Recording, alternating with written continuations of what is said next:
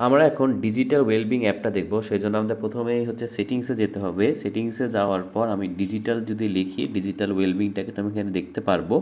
তারপর আমি এখানে আমার ডেইলি কত সময় দিয়েছি আমার এই মোবাইলে সেটা দেখতে পাচ্ছি। আমি আজকে হচ্ছে 3 ঘন্টা 25 মিনিট। তারপর আমি এখানে ক্লিক করলে কিন্তু আমি যতগুলো অ্যাপ রয়েছে সেখানে কতটা সময় দিয়েছি সেটা দেখতে পারবো। সেটা হচ্ছে মানে অ্যামেজিং আমাদের ট্র্যাক রাখার জন্য। আমরা অনেক সময় দিয়ে থাকি সোশ্যাল মিডিয়াতে, সেই ট্র্যাকটা আমি এখানে কিন্তু দেখতে পারবো। আর শুধু আজকের না, আমি আমার প্রিভিয়াস যত দিন রয়েছে সেগুলোর রেকর্ড কিন্তু আমি এখানে চাইলেই দেখতে পারবো। আর চাইলে আমি টাইমটাও সেট করতে পারবো। ফর এক্সাম্পল আমি এখানে দিলাম হচ্ছে আমি এই অ্যাপটা শুধু 20 মিনিট ইউজ করবো, ওকে দিলাম। তার মানে ফেসবুক আমি 20 মিনিটের বেশি ইউজ করতে পারবো না। 20 মিনিটের বেশি ইউজ করলে সেটা আমি আর সেদিন ইউজ করতে পারবো না। তো এটা কিন্তু খুবই ইম্পর্টেন্ট। আমি চাইলে কিন্তু এরকমভাবে সেট করতে পারি।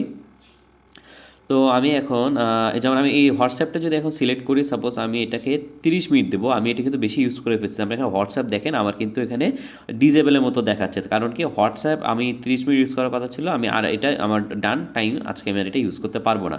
তো আমাদের সময় বাঁচানোর জন্য এটা খুবই হেল্পফুল।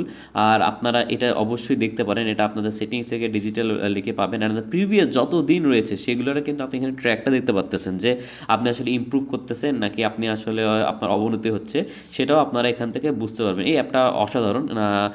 এটা আপনারা এগেইন পেয়ে যাবেন সেটিংস থেকেই। আর এখানে আরও অনেক ফ্যাসিলিটি আছে। বেড টাইম মোড, এখানে আপনি যদি টাইমটা ফিক্স করে দেবেন সেই টাইমে, স্পেশালি রাতের বেলা আপনি এটা সেট করলে খুবই ভালো। আপনার কালারটা চেঞ্জ হয়ে যাবে, তখন কিন্তু আপনার মোবাইল চালাতে আর ভালো লাগবে না।